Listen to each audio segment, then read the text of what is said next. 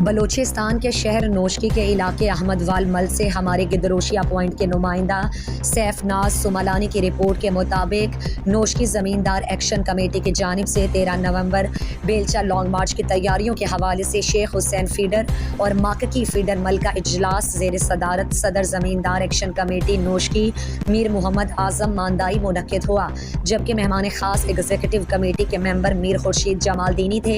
اجلاس میں دونوں فیڈروں کے نمائندے سمیت درجنوں زمینداران نے شرکت کی۔ اجلاس سے صدر زمیندار ایکشن کمیٹی نوشکی میر محمد اعظم ماندائی، ایگزیکٹو کمیٹی کے ممبر میر خورشید جمال دینی، حاجی منظور احمد مینگل، نذیر بلوچ اور دیگر نے خطاب میں کہا کہ 13 نومبر کو انشاءاللہ نوشکی سے تاریخی بیلچہ لانگ مارچ کا قافلہ نکلے گا۔ کیسکو کے ظلم و ستم اور زیادتیوں کے خلاف نوشکی کے عوام اور ذمہ داران بھرپور احتجاج کریں گے۔ وابڈا کی جانب سے ٹائم ٹیبل کی تبدیلی، بجلی 2 فیز کرنے اور بجلی لوڈ شیڈنگ کو مزید برداشت نہیں کیا جائے گا۔